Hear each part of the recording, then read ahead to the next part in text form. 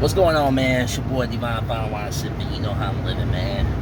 Fresh out the blue store. You know what I'm saying? Wally World. You know what I'm saying? Salute to them. Salute to Sam Walton. You know, not Uncle Sam, but the other Sam. You feel me? You know, so, always a blessing to serve others, even if it's just putting cans on the shelf. You know what I'm saying? Like, every step is important in this journey of this faith walk. But, I just wanted to touch a base on, hold on just a sec, daggone seatbelt. But like I said, I just wanted to touch base on Jackie Hill Perry's statements, as far as like, just my perspective and just upon, viewing, the ongoing conversation. I saw Jay Monty drop a track that's not necessarily a diss track, but really, I really thought it was well done. And it was in love, you can tell. And so salute to Jay Monty, always been a dope lyricist. But nah, just I had to say it like this, but he's always been a dope lyricist. That's actually what the conversation's about. She said you can't name 5 lyricists in CHH. That she only listed a few people that she kind of knew, and that's it. Just upon looking at that clip, because I only saw the clip, I didn't see the whole interview, but just looking at that clip, she seemed uninterested in that question, honestly. Like, she just didn't really care. You know what I'm saying? Like, and maybe that's just her personality. Like, from what I hear, she's an introvert, so, maybe just, like, being in that space was just not, like, some introverts are like that. But I'm gonna be honest, she could have gave more thought to that.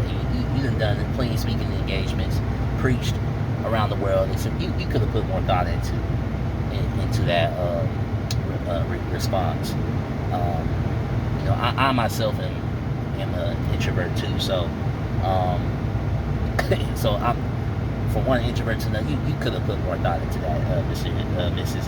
Hill Perry. Come on now. But anyways.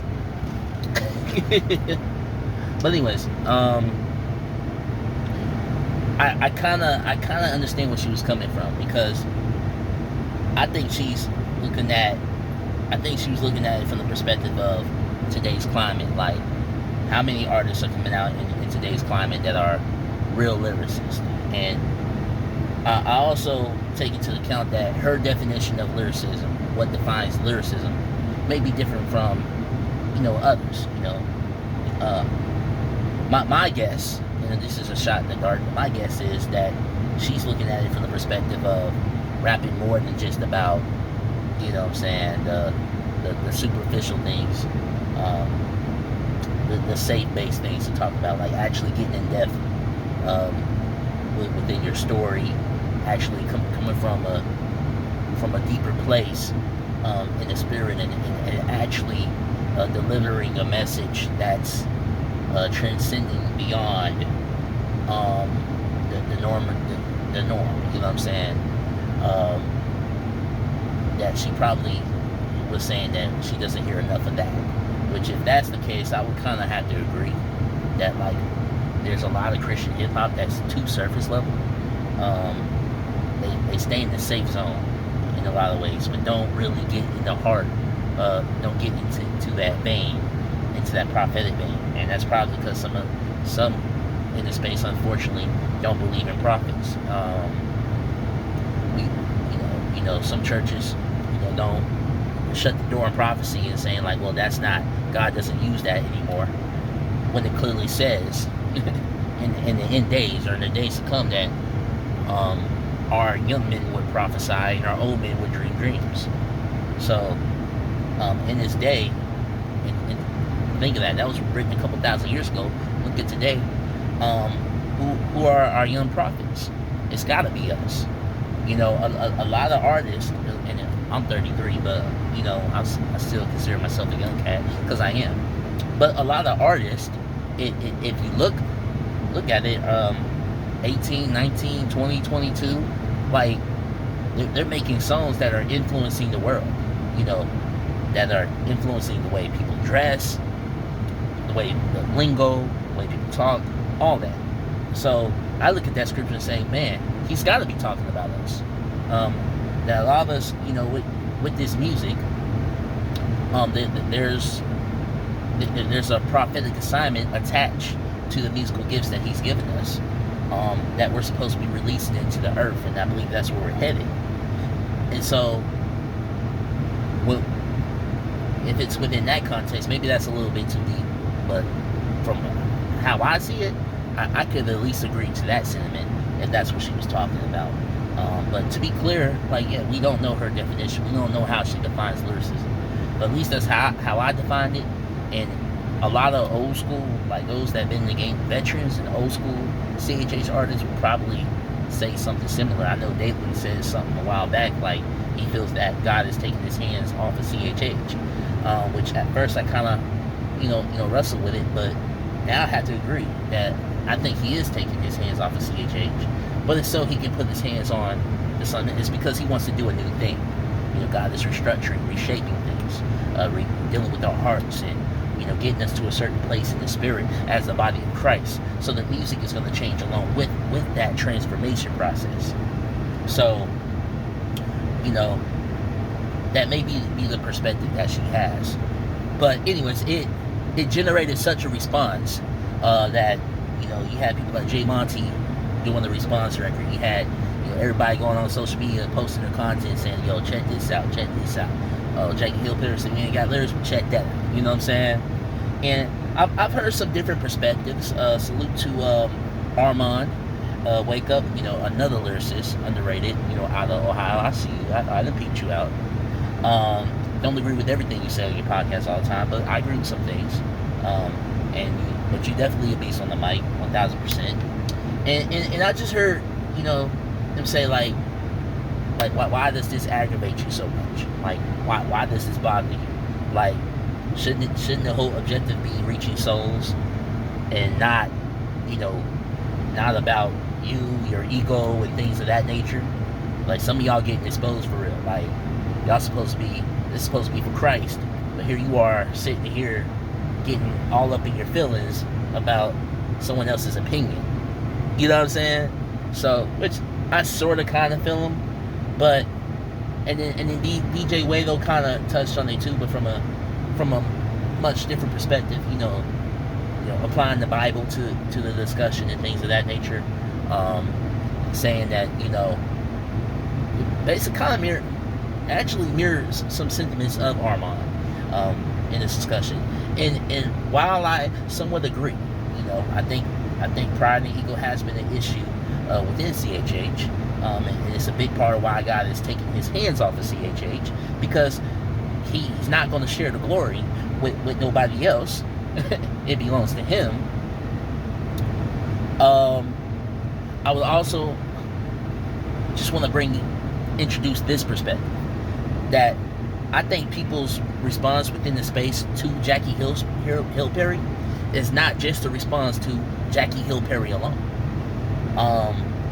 You gotta think of the layered situations. You gotta layer this a little bit more and go historically, which DJ Wado, to his credit, did kind of touch on. This isn't a new discussion. This has been ongoing for years.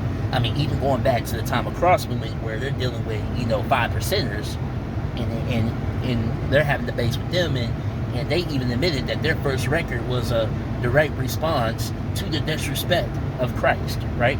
So, although somewhat of a slight different situation, but it was a response to, taking a stance for the Christian faith, as it was being disrespected in a way by the world.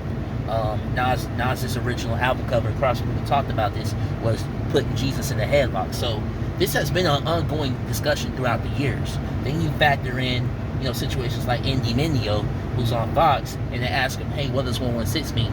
And he says, hey, I can't tell you, right? Oh, I don't really want to talk about it. And then the other statement where he says Christian rap is corny, right? Then you have Lecrae come out saying, I'm not a Christian rapper. And it always seems to be in these spaces, where they're around, other big time people, within, let's just say, not the religious space. Outside the religious space, it seems like these type of statements are made.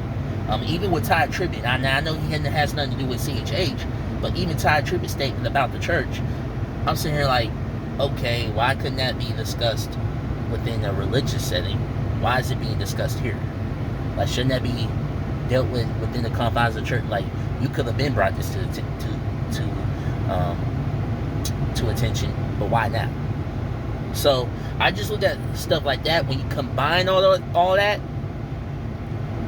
along with Jackie Hill Perry's statement, I think there's an ongoing frustration of like, and to DJ Whaley's point, yes, there's a little brother syndrome going on, looking for a validation, approval, or whatever, right? I would challenge that though. I don't think it's validation that people are looking for. I would say more than the salute to Kim Clement. He touched on this prophet, Kim Clement. It's affirmation.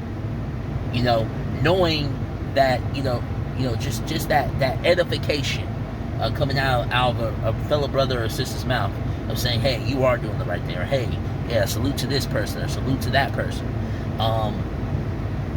Seeing that unity coming together. I think there's a yearning within the artists, within people to want to come, like, hey, we need to start coming together and unifying. And anytime statements like this are made on, like, even a big platform, in this case it was Rapzilla, but even on a bigger platform, say she would have said this on the Breakfast Club,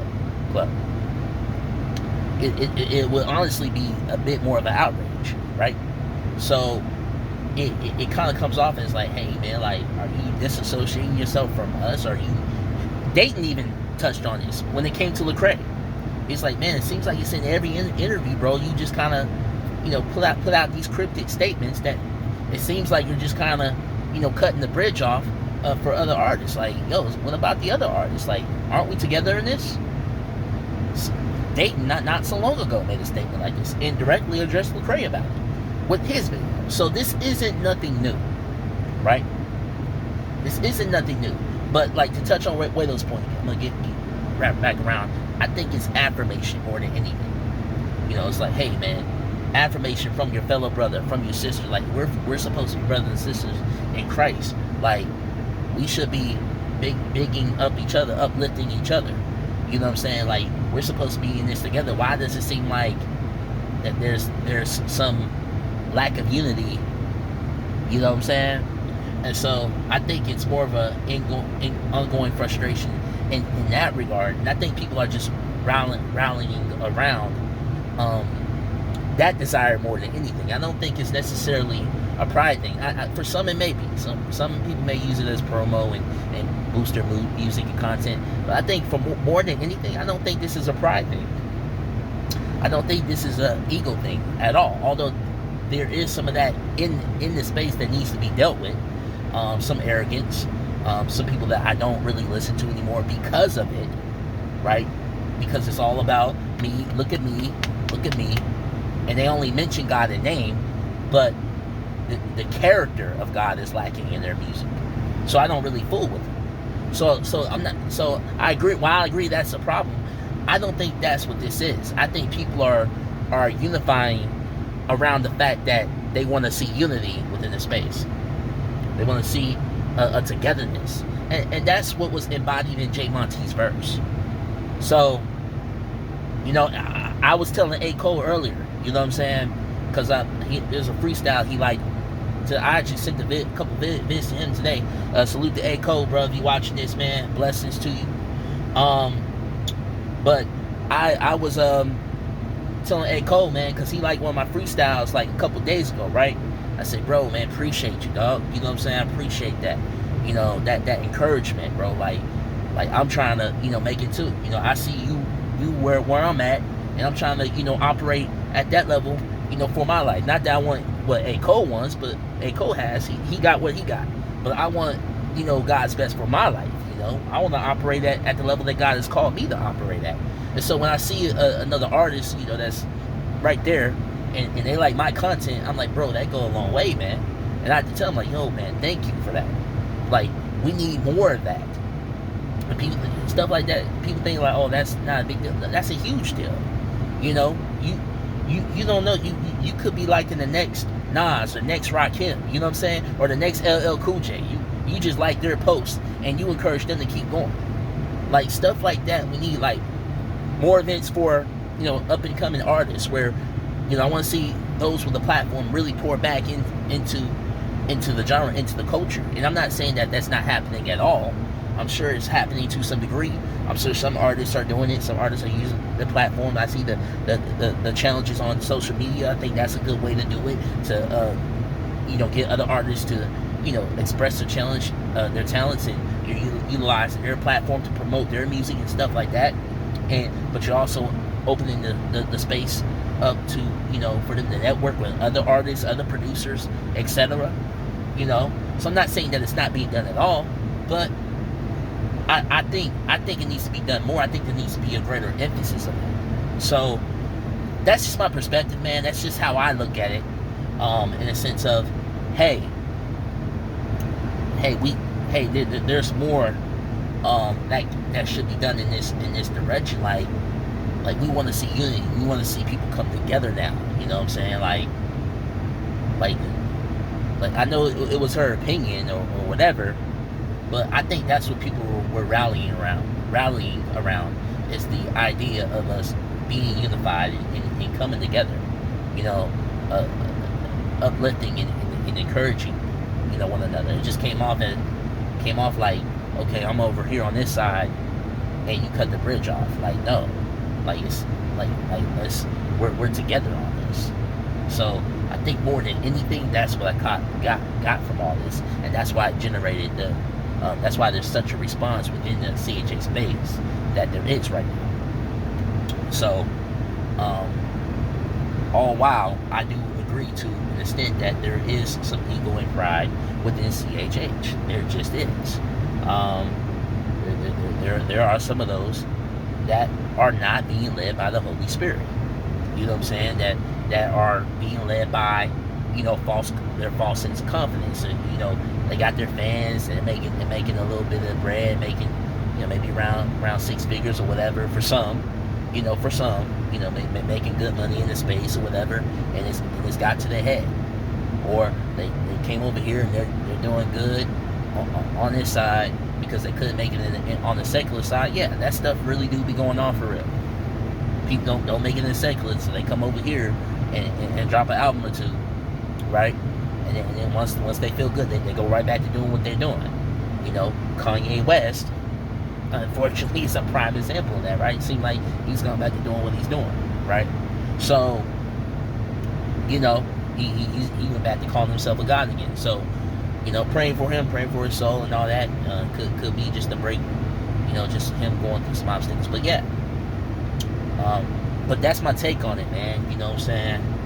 Much love to all the artists in CHA. Salute to J Monty, salute to Caleb Gordon, salute to A-Cole, salute to Pete Perez, salute to you know, who else? Salute to Marcus Rogers.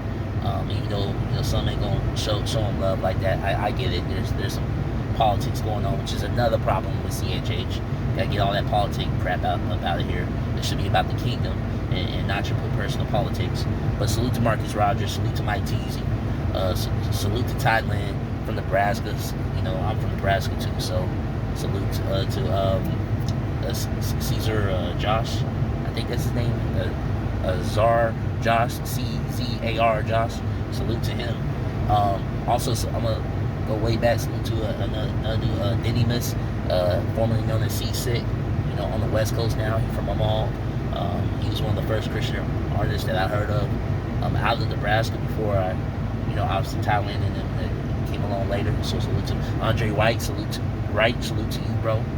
You know, salute to my cousin's cousin, El Dewan. You feel me? You know what I'm saying? Like, I did work with his cousin, who's my cousin. So we both got the same cousin, but we're not cousins. That's funny. But yeah, so salute to LD. You know, we supposed to do some work. You need to quit BSing and hit your boy up. You know what I'm saying? On the social, we gotta link up, do some stuff. You feel me? It's been a past time. You know what I'm saying? I've been wanting to work with you since 2012, my guy. Since 2012. underrated. Eleno Adon, underrated. So we got artists, we got lyricists in the game, bro. Like salute to Bizzle, God Over Money. The whole God Over Money team's crazy. Say La the Corner, who I think is on the level of Kendrick Lamar in my honest opinion. Salute, man. Like, come on, bro.